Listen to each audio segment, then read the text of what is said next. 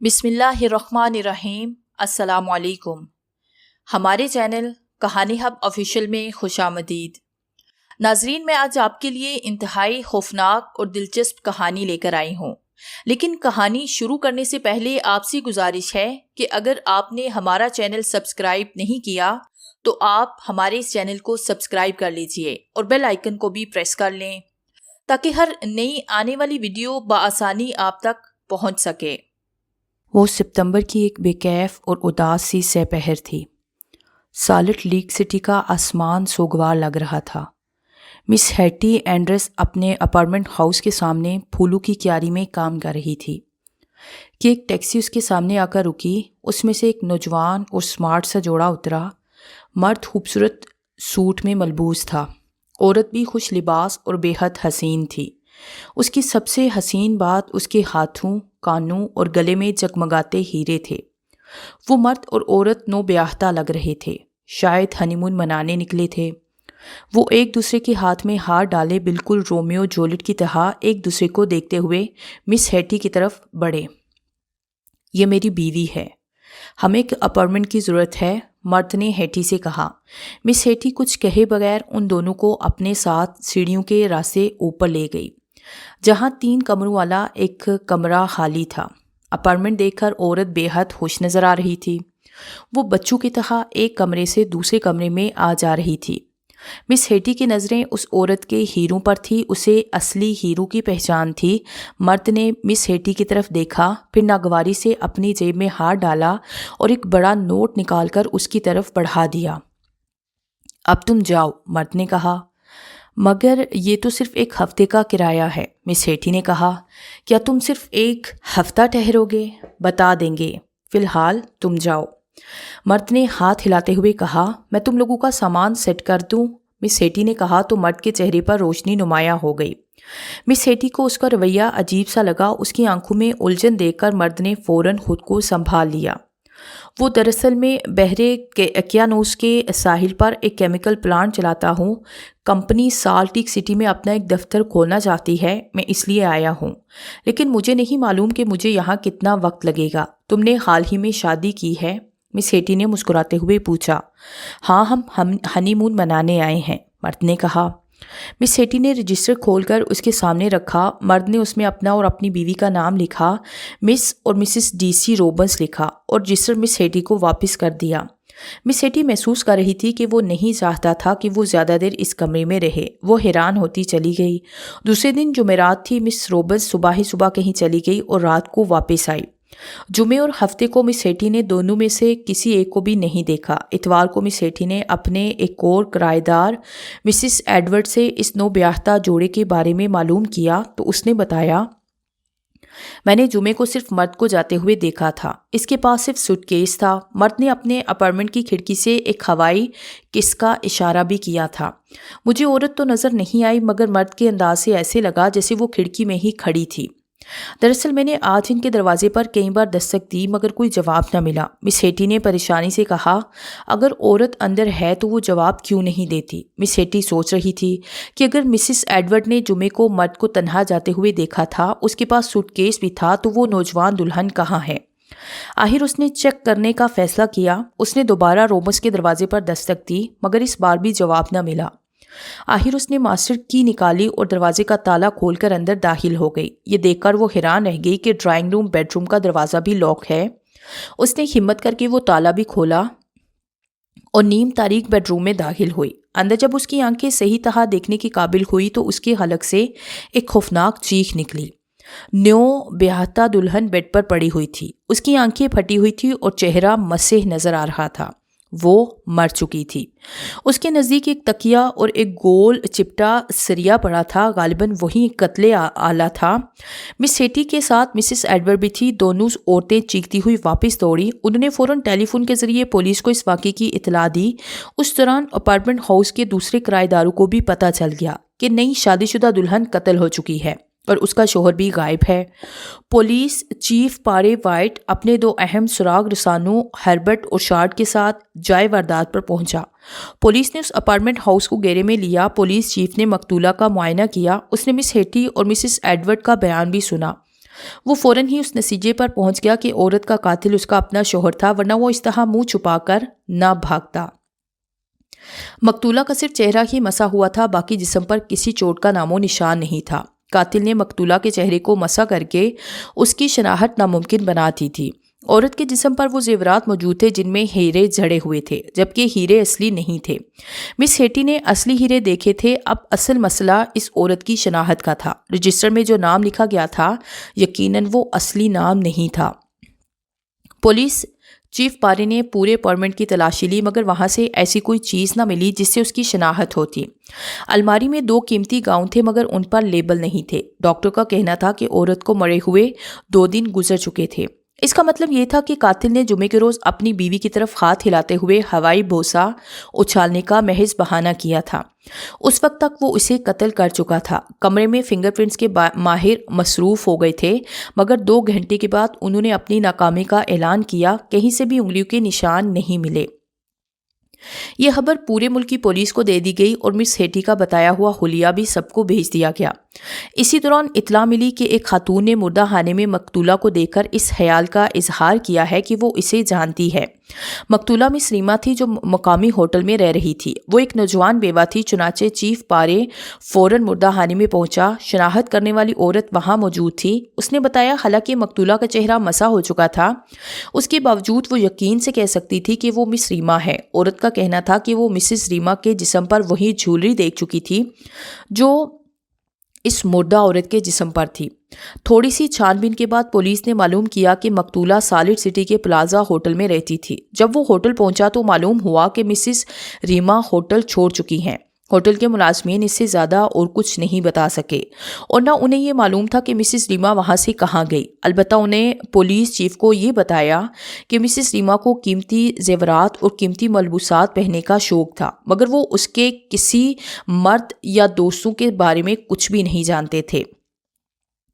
Police chief پارے کو یقین تھا کہ مرنے والی عورت مسز ریما ہی تھی۔ اسی دوران معلوم ہوا کہ مقتولہ کچھ عرصے سے سان فرانسسکو میں بھی رہی تھی۔ پارے نے اپنے آدمی بھی وہاں دوڑائے، مگر وہ بھی ناکام واپس آئی۔ اس کا کوئی سراغ نہ مل سکا۔ پھر کسی نے فون پر اطلاع دی کہ مسز ریما گزشتہ بدھ تک اسی شہر سال سٹی کے ایک اپارٹمنٹ ہاؤس میں رہ رہی تھی۔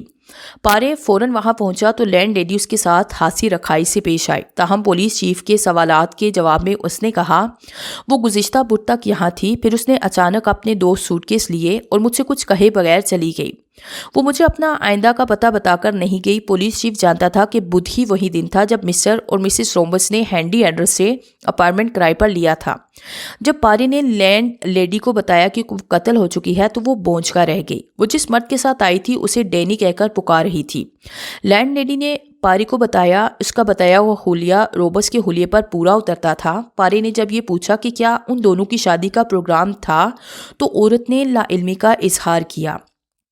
پولیس چیف واپس اپنے دفتر پہنچا تو اسے یہ اطلاع ملی کہ جس ٹیکسی ڈرائیور نے مسٹر اور مسز رومبس کو مس ہیٹی کے گھر پہنچایا اس کا پتہ چل گیا ہے۔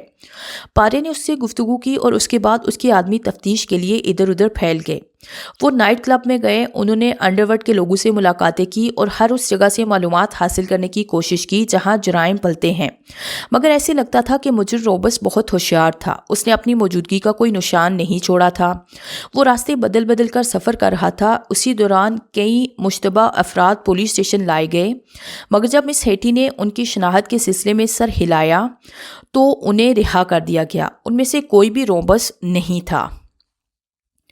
پولیس چیف پریشان تھا، اس کی سمجھ میں نہیں آ رہا تھا کہ کیا کرے۔ اس روز اچانک ٹیلی فون کی گھنٹی بجی تو اس نے جھپٹ کر ریسیور اٹھا لیا۔ آفیسر، مجھے اخبارات کے ذریعے پتہ چلا ہے کہ مسز ریما قتل ہو چکی ہے۔ دوسری طرف سے کسی عورت کی آواز سنائی دی، میں مسز ریما ہوں۔ کیا؟ پارے نے حیرت سے کہا، تم زندہ ہو؟ ہاں میں ابھی زندہ ہوں، عورت نے ہنستے ہوئے جواب دیا اور سلسلہ منقطع کر دیا۔ پولیس چیف نے یہ کال ٹریس کرائی تو معلوم ہوا کہ تانبے کی کان کے ایک مشہور کیمپ سے یہ کال آئی تھی جو سالٹ لیک سٹی سے کوئی 50 میل دور واقع ہے۔ پولیس چیف نے وہاں کے چیف سے رابطہ کیا تو اسے بتایا گیا کہ ڈینی تانبے کی کان میں کام کرتا ہے اور پابندی سے اپنی ڈیوٹی پر آ رہا ہے، سوائے اس دن کے جب وہ مسز ریما کو کہیں سے لے کر آیا تھا۔ مسز ریما اس کی رشتہ دار تھی۔ پولیس چیف پارے مایوس ہو چکا تھا، اس کی ہر کوشش ناکام ہو چکی تھی۔ وہ سوچ رہا تھا کہ اگر وہ اس کیس کو حل نہ کر سکا تو اس کی بڑی بے عزتی ہوگی۔ ویسے بھی اخبارات نے شور مچا رکھا تھا۔ آخر اس نے تفتیش کا ایک اور طریقہ آزمانے کا فیصلہ کیا۔ اس نے ملک کے مشہور دانتوں کے سرجن ڈاکٹر وٹ کو بلایا اور اسے کہا کہ وہ مقتولہ کے دانتوں کا ڈیزائن تیار کریں۔ مرنے والی کے دانتوں میں 3 سونے کے کیپ لگے ہوئے تھے۔ جس سرجن نے وہ کام کیا ہوگا وہ اسے آسانی سے پہچان سکتا تھا، لہٰذا پارے کی ہدایت پر مقتولہ کے دانتوں کا ڈیزائن تیار ہونے لگا۔ مقتولہ کو شناخت کرنے کی یہ بالکل انوکھی ترکیب تھی۔ اس سے پہلے بھی ڈاکٹر وک کئی مجرموں کو پکڑوا چکا تھا۔ پارے کا سان فرانسسکو کی پولیس سے مسلسل رابطہ تھا۔ پارے کے آدمی بھی مسلسل حرکت میں تھے۔ انہوں نے اس دوران ہونے والی شادیوں کے رجسٹر چیک کیے تھے اور تمام شادی کی لسٹوں کو ایک فہرست کر لی تھی جو ان 10 دنوں میں ہوئی تھی، مگر یہاں بھی انہیں کامیابی نہ ملی۔ ایک دن پارے نے سوچا کہ کہیں اس سارے معاملے کے پیچھے جواہرات کا کوئی پیشہ ور چور تو نہیں ہے۔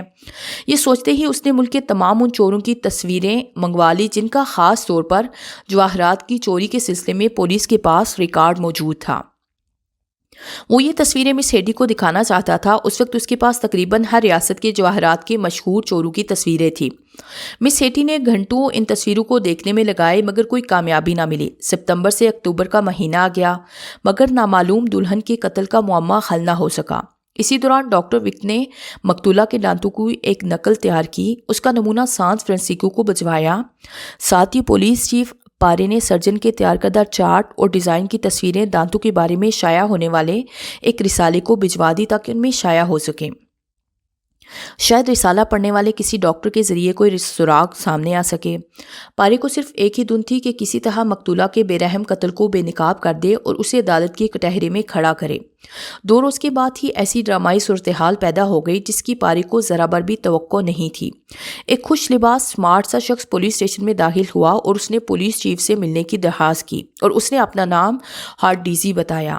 میں اس ملک کا مشہور و معروف جواہرات کا چور ہوں، ہارٹ ڈیزی نے کہا، مگر میں نے ہمیشہ سے بڑے دولت مند کو لوٹا ہے۔ میرا ریکارڈ اٹھا کر دیکھ لو، تمہیں میری بات کا یقین آ جائے گا۔ پارے اس شخص کو اچھی طرح جانتا تھا۔ اس نے بڑے بڑے سرمایہ داروں، صنعت کاروں اور اداکاروں کی بیویوں کو لوٹا تھا۔ وہ ہمیشہ اچھے لوگوں پر ہاتھ ڈالتا تھا جو خود کو بہت ہوشیار سمجھتے تھے اور شرم کی وجہ سے کسی سے نہیں کہتے تھے، اور ہارٹ ڈیزی کے ہاتھوں لٹ چکے ہیں۔ جو کہنا ہے کھل کر کہو، پولیس چیف پارے نے اکتائے ہوئے لہجے میں کہا۔ میں مصروف ہوں، تم جس کام میں مصروف ہو میں اسی کے سلسلے میں آیا ہوں۔ ہارٹ ڈیزی نے کہا تو پارے چونک اٹھا۔ جس عورت کو مس ہیٹی کے اپارٹمنٹ میں قتل کیا گیا ہے میں اس کا شوہر ہوں۔ ہارٹ ڈیزی کا یہ انکشاف کسی دھماکے سے کم نہیں تھا، مگر پولیس غلط راستے پر تفتیش کر رہی ہے۔ پولیس سمجھ رہی ہے کہ میں نے یعنی اس کے شوہر نے اس کو قتل کیا ہے، جبکہ یہ بالکل حقیقت نہیں۔ میری فینی کا قاتل کوئی اور ہے، میں نہیں۔ میں تمہارے پاس اس لیے آیا ہوں تاکہ تم میرا خیال چھوڑ کر فینی کی اصل قاتل کو تلاش کرو۔ یہ سنتے ہی پولیس چیف پارے نے سکا سانس لیا۔ کم از کم مرنے والی کا نام تو معلوم ہو گیا۔ وہ فینی فشر تھی، نیو یارک کے ایک بزنس مین کی سابقہ بیوی۔ ستمبر میں اس نے اپنے شوہر فشر کو طلاق دے کر ہارٹ ڈیزی کو اپنی زندگی کا ساتھی بنایا۔ اگست میں انہوں نے شادی کی تھی، پھر وہ ہنی مون منانے کے لیے سالٹ لیک سٹی آئے۔ 20 ستمبر کو ہم نے فلیٹ کرائے پر لیا۔ ہارٹ ڈیزی نے بتایا کہ 21 ستمبر کو ہم سٹیج ڈرامہ دیکھنے گئے۔ اس رات میری بیوی فنی قیمتی جواہرات پہنے ہوئے تھی جو میں نے ہی اسے دیے تھے۔ نصف شب کو ہم واپس آئے، پھر اپنے کام پر میں چلا گیا۔ اس رات میں نے سالٹ لیک سٹی میں کئی گھروں کو صفایا کیا اور صبح 4 بجے جب گھر پہنچا تو معلوم ہوا کہ میری بیوی کو کسی نے بڑی بے رحمی سے قتل کر دیا ہے۔ میں بکھلا گیا۔ خیال تھا کہ پولیس مجھ پر ہی شک کرے گی، اس لیے میں فرار ہو گیا۔ تم خود گمنام رہتے ہوئے بھی پولیس کو اس قتل کی اطلاع تو دے سکتے تھے، پارے نے کہا۔ ہاں میں ایسا کر تو سکتا تھا، مگر میں نے پکا ارادہ کیا کہ میں اپنی فینی کے قاتل کو خود تلاش کروں گا، اس لیے بس۔ تمہارے خیال میں یہ کام کس کا ہو سکتا ہے؟ پارے نے سوال کیا۔ جب ہم گھر جا رہے تھے تو 2 آدمی ہمارا پیچھا کر رہے تھے۔ دراصل ان لوگوں کی نظریں فینی کے جواہرات پر تھی۔ میں ان کی آنکھوں کی چمک دیکھ کر سمجھ چکا تھا، آخر میں خود بھی تو جواہرات کا چور ہوں۔ ہارٹ ڈیزی نے کہا، میرا خیال ہے کہ یہ کام انہی کا ہے۔ کاش میں اس رات کام پر نہ جاتا اور فینی کے پاس ہی رک جاتا۔ یہ کہتے کہتے اس کی آنکھیں بھر آئی۔ پارے کے پوچھنے پر ہارٹ ڈیزی نے قتل والی رات سے لے کر اس دن تک اپنی مصروفیات کی پوری تفصیل بتا دی کہ اس نے کون کون سا دن کہاں کہاں گزارا تھا۔ دوسرے دن پولیس چیف پارے کے حکم پر ہارٹ ڈیزی کے خلاف وارنٹ جاری کیے گئے اور اپنی بیوی فینی کے قتل کے الزام عائد کرتے ہوئے اسے جیل میں بند کر دیا گیا۔ اس پر ہارٹ نے بہت شور مچایا۔ وہ احتجاج کرتا رہا، ہارٹ تم نے جھوٹ بولا تھا کہ جس رات تمہاری بیوی قتل ہوئی اس رات تم نے سالٹ لیک سٹی میں کئی گھروں کو لوٹا تھا۔ پارے نے کہا، اس رات پورے شہر میں چوری یا ڈکیتی کی ایک بھی واردات نہیں ہوئی تھی۔ جب وقت آئے گا تو میں ثابت کر دوں گا کہ میں نے جھوٹ نہیں کہا تھا، ہارٹ نے کہا۔ پولیس چیف کے حکم پر اس کی تلاشی لی گئی تو اس کی ٹائی میں چھپی ہوئی ایک چابی نکلی جس کے بارے میں اس نے تسلیم کیا کہ وہ ایک بینک لاکر کی چابی ہے اور وہ لاکر شگافو میں ہے۔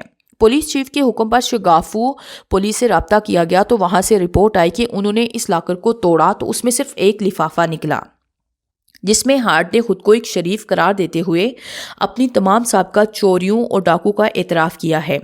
یہ 20 صفحات پر مشتمل خط اس نے پولیس کے نام لکھا تھا، مگر پولیس چیف پارے کا خیال تھا کہ ہارٹ ڈی سی نے یہ خط پولیس کو گمراہ کرنے کے لیے لکھا ہے، وہ پولیس کو کسی دوسری لائن پر ڈالنا چاہتا ہے۔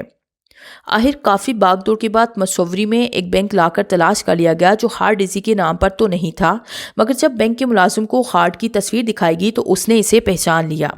ہاسی ہیلو حجت کے بعد پارے کے آدمی کو وہ بینک لاکر کھولنے اور اس کی تلاشی لینے کی اجازت ملی، مگر حسب توقع وہ بھی خالی تھا۔ مایوسی اور اداسی کے عالم میں پارے نے جب لاکر کے اندر ہاتھ پھیرا تو اس کی انگلیاں کسی چیز سے ٹکرائی۔ لاکر کی اندرونی پلیٹ کی جھڑی میں ایک لفافہ چپکا ہوا تھا۔ جب اس لفافے کو کھولا گیا تو اس میں وہی ہیرے جگمگا رہے تھے جو مس ہیٹی نے اس خوش مزاج اور حسین دلہن کے پاس دیکھے تھے۔ یہ ہیرے اس وقت اس کے گلے، کانوں اور انگلیوں میں جگمگا رہے تھے، مگر اب انہیں پہننے والی اس دنیا میں نہیں تھی۔ یہ بینک لاکر ہارٹ ڈیزی نے ایک جعلی نام سے حاصل کیا تھا۔ پولیس چیف نے جب وہ ہیرے ہارٹ ڈیزی کے سامنے رکھے تو اس کی آنکھیں کھلی کی کھلی رہ گئی۔ اس کا چہرہ سفید پڑ چکا تھا، لیکن پھر بھی اس نے اپنا جرم ماننے سے انکار کیا۔ ایک ہفتے کے اندر پارے کو وہ جولر بھی مل گیا جس نے وہ ہیرو کا سیٹ ایک خاتون کو تیار کر کے دیا تھا جو اس وقت مسز فشر تھی۔ اس جولر کا تعلق نیو یارک سے تھا۔ نیو یارک کے ایک دندان ساز نے یہ بھی تسلیم کیا کہ اس نے مسز فشر کے دانتوں پر سونے کے کیپ چڑھائے تھے۔ یہ دونوں کامیابی بہت اہم تھی جس پر پولیس چیف پارے بہت خوش تھا۔ مقتولہ کا نام فینی فشر تھا جو ہارٹ ڈیزی سے شادی کے بعد فینی ڈیزی بن گئی تھی۔ اس کی شادی رونیو سے ہوئی تھی۔ رونیو کی ایک لینڈ لیڈی نے فینی اور ہارٹ ڈیزی کی تصویریں پہچاننے کے بعد بتایا کہ یہ دونوں اس کے اپارٹمنٹ میں مسٹر اور مسز فشر کے نام سے رہتے تھے اور ہر وقت لڑتے رہتے تھے۔ کئی بار شوہر نے بیوی کو جان سے مارنے کی دھمکی بھی دی۔ مس ہیٹی نے بھی ہارٹ ڈیزی کو پہچان لیا۔ یہی شخص اپنی بیوی کے ساتھ ان کے ہاں آیا تھا۔ غرض ہر طرف سے تصدیق ہو گئی کہ ہارٹ ڈیزی کون ہے۔ اب سارا معاملہ صاف تھا۔ پارے بہت خوش تھا کہ آخر کار اس نے اپنی پیشہ ورانہ زندگی کا الجھا ہوا معمہ حل کر دیا ہے اور ایک ایسے قاتل کو بے نقاب کر دیا جس نے اپنی شناخت کا ہر نشان مٹا دیا تھا اور جس نے جرم کا ارتکاب اس انداز سے کیا تھا کہ کسی صورت بھی پکڑا نہ جا سکے، مگر اس کا منصوبہ کامیاب نہ ہو سکا۔ اس موقع پر نیو یارک سے فینی کا سابق شوہر بھی آ گیا تھا۔